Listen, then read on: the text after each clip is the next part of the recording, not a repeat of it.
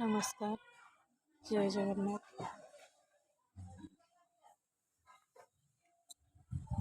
गोटे सुंदर कथाटे जो मैंने आत्महत्या करुँच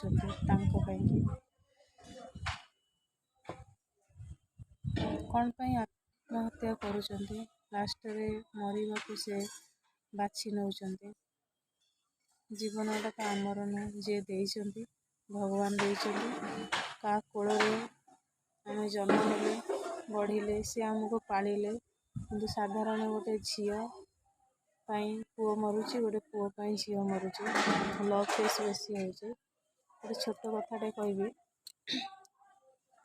गोटे सुंदर कहानीटे जितेबाला बात्या आसे ओडिशा तो सब बड़े बात्या होची केबे लक्ष्य करिसंती बात्या हेले गछ पत्र घर द्वार सब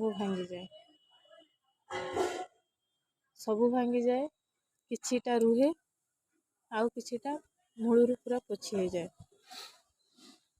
गोटे गछ बात्या पवन वर्षा खाई माड़ खाई तार डाल पत्र फूल फल सब नष्ट होला परे भी गोटे गछ से ठिया होता है बंची थाए कारण ता मूलटा सेते स्ट्रांग थाए। बंचिला परे से पुणी आउ थरे मासे 2 मासे 4 मासे 6 मासे वर्षे परे पुणी गछरे पत्र आसे फल आसे फूल आसे पुणी गछटा आग भली पूरा भरपूर हो जाए सुंदर लगे। आम जीवनटा होची सेया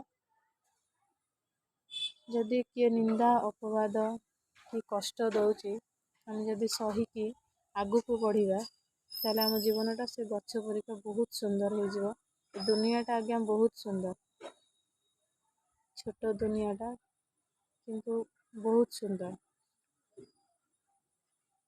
केबे हारी जातुनी जीवन रे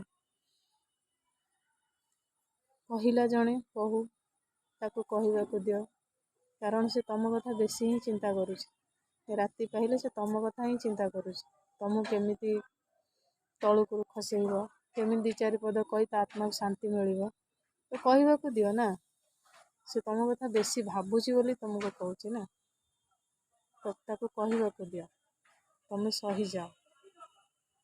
ई छोटिया कथाटी केबे आत्महत्या करंतुनी छोट छोट कथारे जीवनटा